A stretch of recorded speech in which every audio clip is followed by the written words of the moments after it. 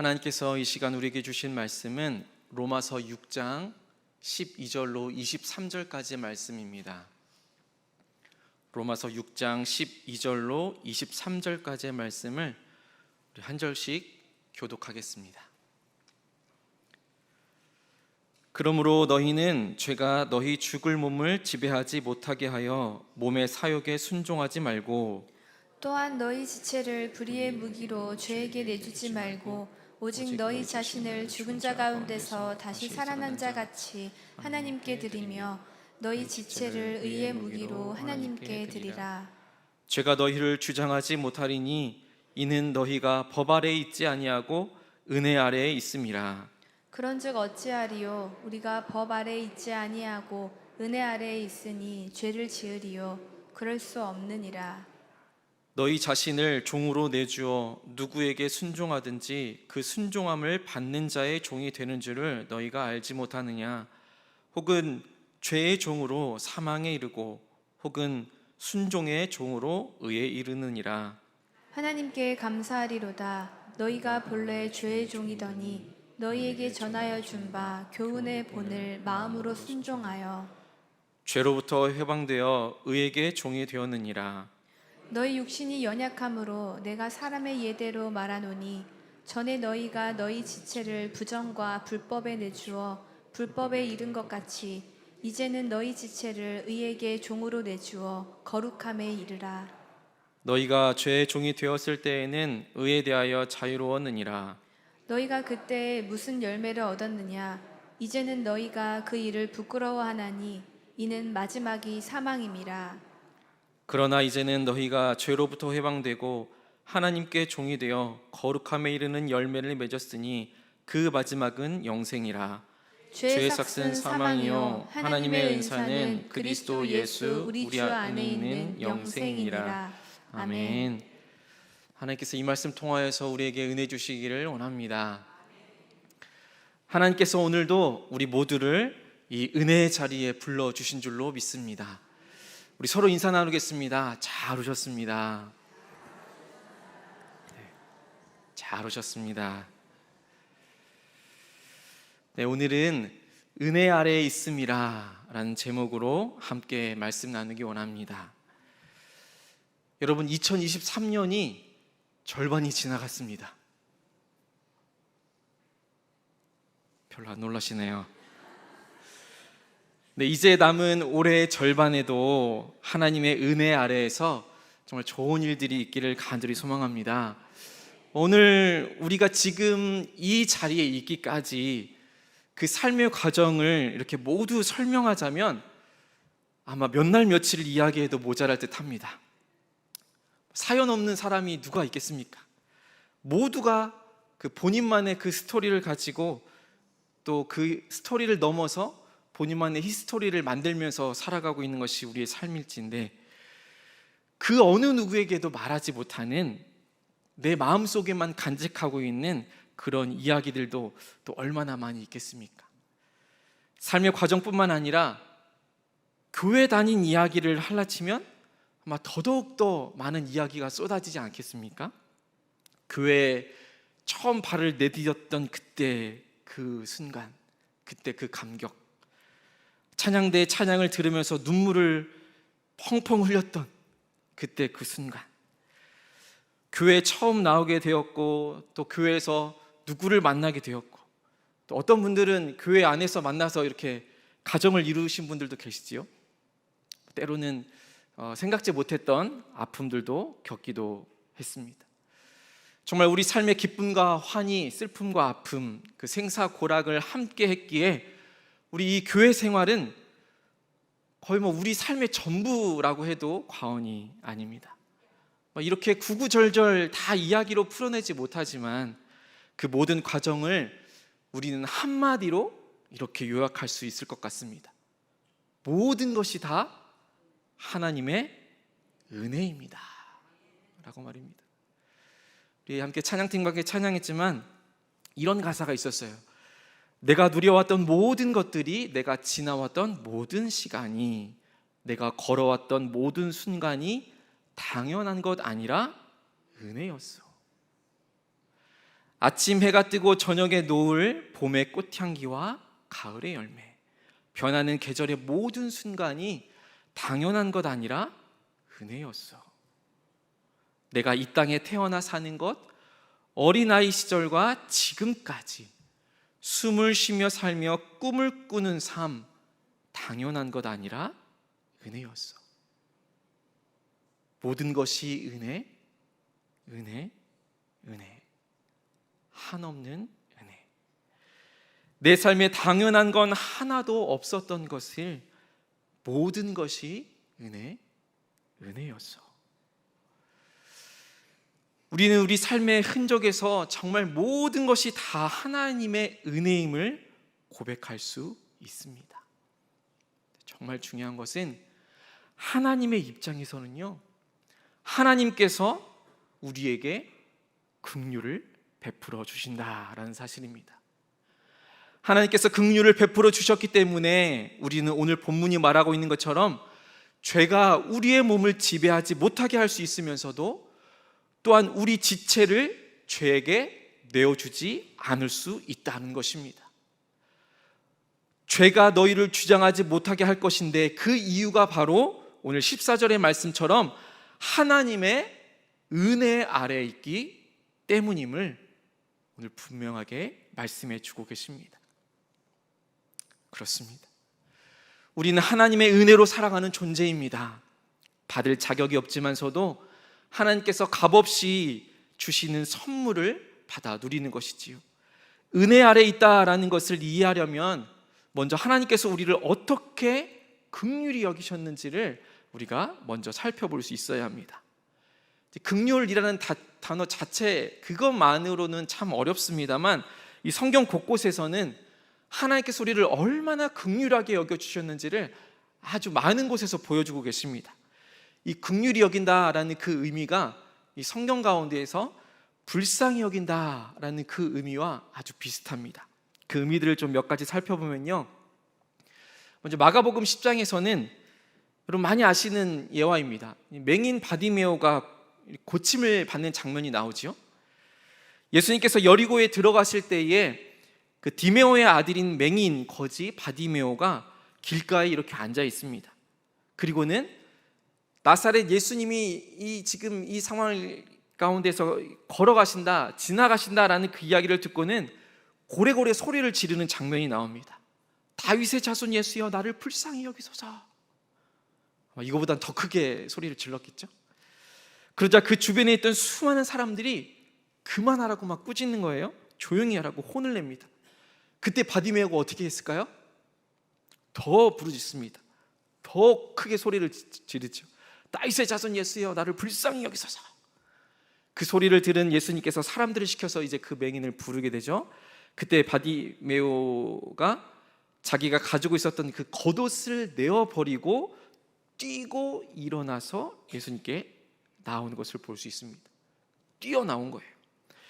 거쳤던 바디메오가 무엇을 가지고 있었겠습니까? 그 겉옷 하나면 그때 당시에는 일상생활이 가능했더랬습니다.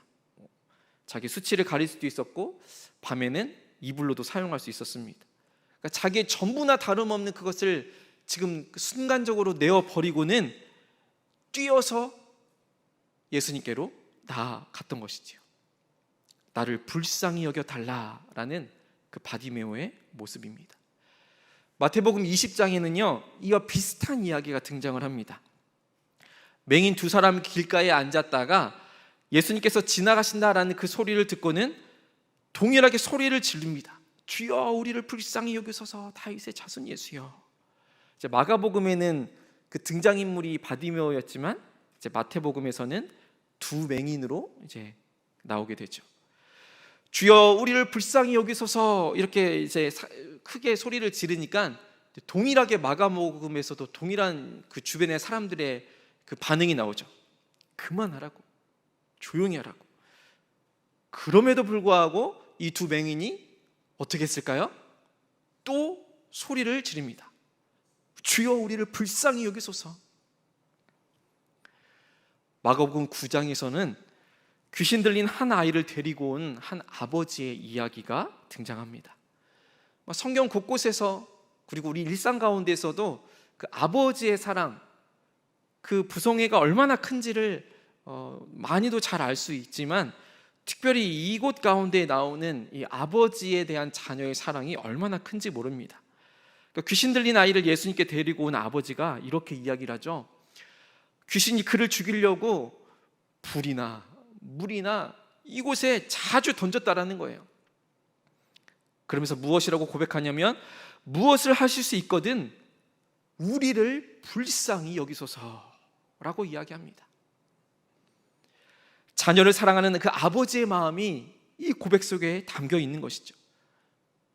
여기서 우리가 좀 더 주목해 봐야 할 것은, 아버지는요, 그 귀신 들린 아이를 데리고 오면서 주님, 이 아이를 좀 불쌍히 여겨 주십시오 라고 이야기하지 않습니다. 우리를 불쌍히 여기소서, 우리를 불쌍히 여기소서라고 이야기하고 있던 것이죠. 내 자식이 아파하고 힘들어하고 있는 그 상황 가운데에서 내 아이뿐만 아니라 주님, 나도 좀 불쌍히 여겨 주십시오 라고 고백했던 것입니다. 맹인 바디메오가 예수님께 나왔을 때에, 그리고 두 맹인이 예수님인 줄 알고 크게 외칠 때에, 한 아버지가 자신의 아들을 데리고 예수님께 나올 때, 여기뿐만 아니라 복음서 곳곳에서 이 수많은 병자들이 예수님께 나올 때 공통적으로 하는 그 믿음의 고백이 바로 이러한 외침이었던 것입니다. 주여 불쌍히 여기소서. 앞에서 살펴본 이 이야기에 공통적으로 중요한 것이 있다면, 부르짖는 사람이 분명히 있지만서도 그렇게 부르짖었을 때에 불쌍히 여겨주는 그 주체가 누구냐라는 것입니다. 불쌍히 여겨달라고 부르짖을 수 있습니다. 아니, 당연히 우리는 매 순간마다 우리를 불쌍히 여겨 주옵소서 부르짖어야 하지요. 우리를 긍휼히 여겨달라고 부르짖어야 합니다. 바로 그때 그 부르짖음에 응답하여 주시는 분이 바로 하나님이다라는 사실입니다. 우리를 불쌍히 여겨주시고 우리를 긍휼히 여겨주시는 그분이 바로 하나님이라는 사실입니다. 예수님께서 병자들을 불쌍히 여겨주시지 않았다라고 한다면, 약자들이 예수님께로부터 불쌍히 여김을 받지 않았다라면 온전한 모습으로 변화되지 못했을 것입니다. 우리 역시도 마찬가지 아니겠습니까? 하나님의 그 긍휼하심이 아니었다면 우리는 구원받지 못했습니다. 예수 그리스도를 이 땅 가운데 보내주셔서 우리를 죽기까지 사랑한 그 사랑이 아니었다면 우리는 허물뿐인 인생에 지나지 않았을 것입니다. 이처럼 우리가 불쌍히 여김을 받지 않았다면, 긍휼함을 받지 않았다면 구원받지 못했을 것입니다. 그분으로 인하여서 우리가 살아갈 수 있는 것이고, 그분으로 인하여서 우리는 천국 소망을 늘 마음 가운데 품고 이 세상을 살아갈 수 있는 줄로 믿습니다. 여러분, 14절 말씀을 다시 한 번 더 읽어보겠습니다. 14절입니다. 죄가 너희를 주장하지 못하리니 이는 너희가 법 아래에 있지 아니하고 은혜 아래에 있음이라. 아멘. 하나님께서 긍휼을 베풀어 주셨기 때문에 우린 더 이상 죄 아래에 있지 않다라는 것입니다. 은혜 아래에 우리는 거할 수 있는 것입니다.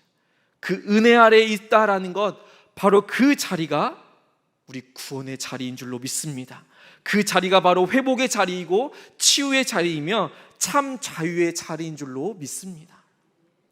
은혜 아래에 있으면요, 우리는 매일처럼 이렇게 고백하며 살아가야 할 줄로 믿습니다. 주님, 나를 불쌍히 여겨 주시옵소서. 주님, 우리의 가정을 불쌍히 여겨 주십시오. 나의 남편을, 나의 아내를 주님 불쌍히 여겨 주십시오. 주님, 우리 세상의 소금 염산교회를 불쌍히 여겨 주십시오. 이 나라와 이 민족을 주여 불쌍히 여겨 주옵소서. 이 마음으로 나아갈 때에 주님께서 우리를 은혜 아래 있게 하여 주실 줄로 믿습니다. 사도 바울은요, 이 사실을 오늘 본문에서 이렇게 또 기록하고 있습니다. 우리 15절 말씀도 다시 한번 더 읽어보겠습니다. 15절입니다. 그런즉 어찌하리요? 우리가 법 아래에 있지 아니하고 은혜 아래에 있으니 죄를 지으리요? 그럴 수 없느니라. 아멘. 은혜 아래에 있는 우리가 매 순간마다 우리를 불쌍히 여겨 주십시오, 우리를 긍휼히 여겨 주십시오 라고 고백할 때마다 우리를 긍휼히 여겨 주시는 그분께서 하나님이심을 우리가 믿음으로 고백할 때에, 우리가 이 세상 살아갈 때에 어떻게 죄를 지으면서 살아갈 수 있겠느냐라는 믿음의 고백이지요. 오히려 16절에서의 말씀처럼 우리는 순종의 종으로 살아갈 수 있게 되는 것입니다. 은혜 아래에 있는 우리는요, 죄의 종으로 사망에 이르는 것이 아니라 순종의 종으로 의에 이르게 되는 줄로 믿습니다.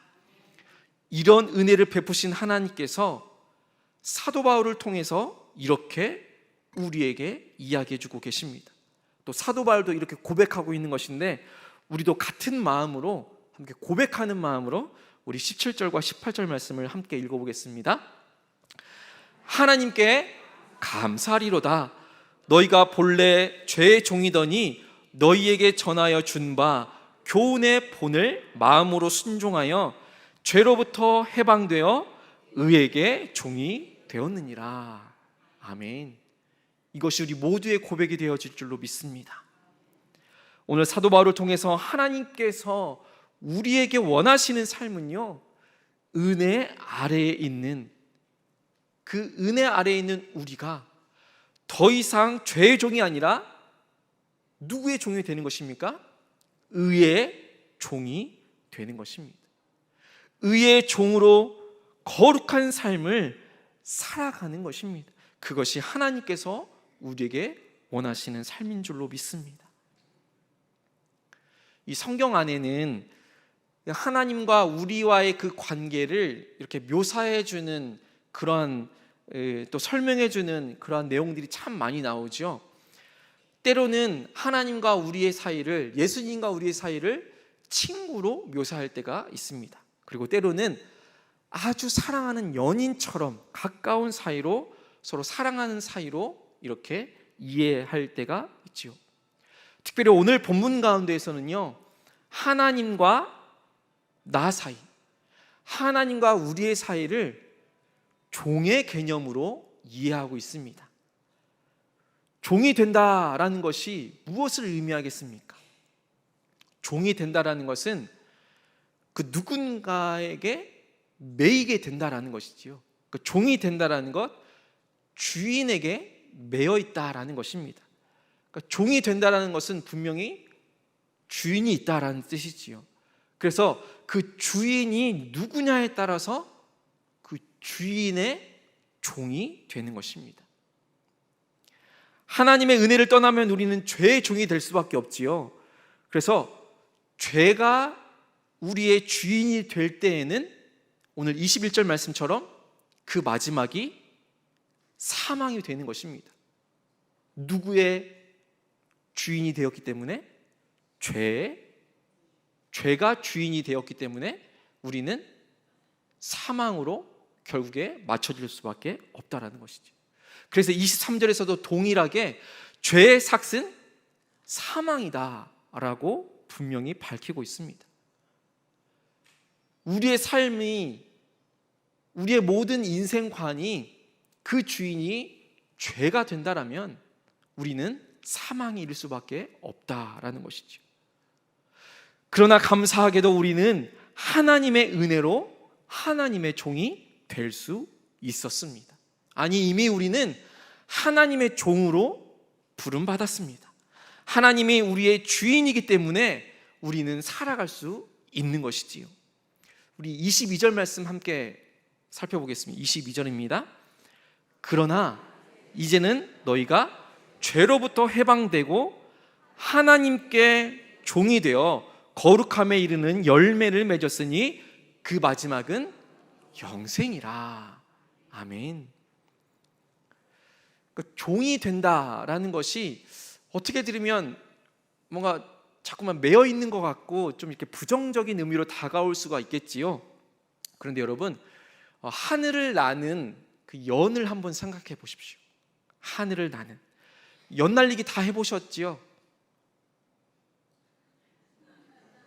저도 어렸을 때에 그 연을 직접 만들어서 날렸던 기억이 있습니다. 이 대나무를 얇게 이렇게 칼로 계속해서 자르고 계속해서 이렇게 얇게 썰어가지고 이 얇게 만드는 거죠. 그리고는 그 한지에 이 구멍 뻥 뚫어가지고 밥풀로 이렇게 매겨가지고 살에 이렇게 X자 붙이고 위에 하나 붙이고 이렇게 해가지고 양쪽에 실 묶어가지고 이렇게 연을 만들었던 기억이 있습니다. 잘 날랐던 기억은 많이 없지만 그 기억이 참 좋습니다. 그러니까 연을 날릴 때 보면요, 꼭 있어야 하는 것이 그 연과 연을 연결하는 실이 있어야지요. 그 실이 없으면요, 그 연 자체를 하늘로 띄울 수가 없습니다. 그렇죠? 그리고 이 연을 이렇게 실을 엮을 때에 한번 띄워봤을 때 이렇게 왼쪽으로 가면은 막 한쪽을 더 감아주고, 이쪽으로 또 기울이면 또 한쪽을 막 이렇게 감아주고 했었던 그런 기억이 있습니다. 그러니까 이 실 자체가 없으면 연 그 자체를 하늘로 띄울 수가 없는 것이죠. 그리고 그 실이 있어야지만 이 바람에 그 연을 실어서 정말 내가 원하는 곳으로 이렇게 자유자재로 이곳으로 저곳으로 날아갈 수 있도록 방향을 정해줄 수 있는 것이죠.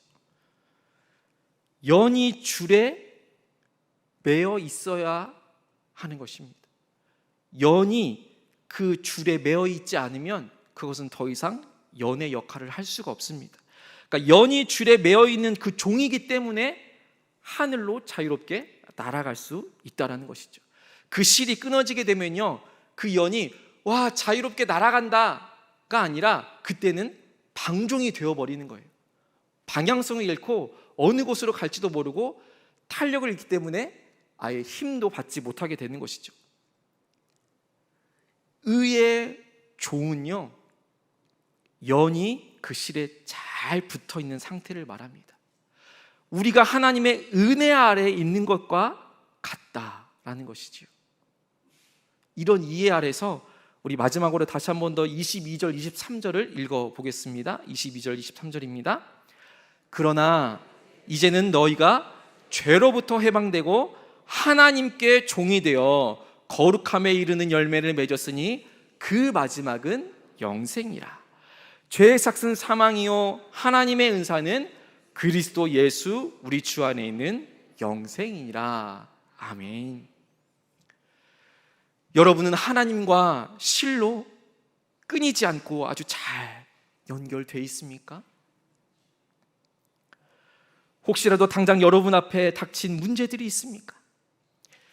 이걸 선택해야 할까? 아니 저걸 선택해야 할까? 이 실을 계속해서 놓아두어야 할까? 아니면 아예 잘라내버려야 할까? 이런 선택을 하면서 혹시 고민 중에 있으십니까? 무엇을 선택해야 할까 고민 중에 있다라면 하나님의 일을 선택하십시오. 우리의 몸이요, 오늘 로마서 6장 전체에서 이야기하고 있는 것처럼 우리의 전 존재가 하나님의 일을 선택할 뿐만 아니라 우리의 지성, 우리의 기억력, 우리의 상상력, 우리의 감정, 우리의 모든 의지가 다 하나님을 선택해야 할 줄로 믿습니다. 욥기 7장 18절 19절 말씀에 보면 하나님이 우리를 얼마나 섬세하게 우리를 돌보시는지가 아주 잘 드러나 있는데요, 아침마다 권징하시며 순간마다 단련하시니까 하며 주께서 내게서 눈을 돌이키지 아니하시며 내가 침을 삼킬 동안도 나를 놓지 아니하시기를 어느 때까지 하시리까? 라고 고백합니다. 아침마다 그리고 순간마다 권징하시고 단련하신다라는 뜻을 바꾸어 말하면 정말 단 한순간도 하나님께서 그 손을 놓지 않는다라는 그 뜻 아니겠습니까? 나에게 눈을 돌이키지 않으시는 그 하나님께서 심지어 이렇게 침을 한번 삼키는 그 동안도 놓지 않는다라는 그런 놀라운 분이 바로 우리를 긍휼히 여겨주시는 하나님이신 줄로 믿습니다. 정말 놀라운 고백 아닙니까? 의식 없이 우리가 침을 삼키는 그 순간에도, 방금 침 삼키셨나요? 나도 모르게 삼키는 그 순간에도 하나님께서 우리를 돕고 계신 줄로 믿습니다. 우리의 삶에 있어서 하나님의 은혜라는 단어를 빼놓고서는, 그리고 하나님의 은혜라는 그 사실을 빼놓고서는 우리는 단 한순간도 살아갈 수가 없습니다. 지난 과거도 돌아보면 은혜였고, 지금 살아가고 있는 상황도 은혜이고, 앞으로 살아갈 날들도 은혜이기를 간절히 바랍니다. 은혜 없이는 우리는 살아가지 못합니다. 그 은혜 아래에서 하나님의 도우심을 바라며 하나님의 종으로, 의의 종으로 영생을 바라보며 살아갈 수 있는 우리 모두가 되기를 간절히 소망합니다. 기도하겠습니다. 하나님 아버지, 감사를 드립니다. 우리를 하나님의 자녀 삼아 주심에 감사를 드립니다. 특별히 죄로부터 해방시켜 주시사 의에게 종이 될 수 있도록 인도하여 주심에 감사를 드립니다. 우리의 육신은 연약하지만 날마다 주님께로 더 가까이 다가가기를 간절히 소망하며 기도합니다. 모든 순간이 은혜이기를 간절히 바라고 원합니다. 하나님께서 우리를 붙들어 주옵소서. 죄로부터 해방되고 하나님께 종이 되어 거룩함에 이르는 열매를 매 순간 맺으며 살아갈 수 있는 우리 모두가 될 수 있도록 인도하여 주옵소서. 하나님의 선물이 그리스도 예수, 우리 주 안에 있는 영생임을 오늘 성경은 우리에게 다시금 가르쳐 주고 계십니다. 그 사실을 늘 잊지 않고 하나님의 은혜만을 구하며 살아갈 수 있는 우리의 삶이 될 수 있도록 인도하여 주옵소서. 예수님의 이름으로 기도합니다. 아멘.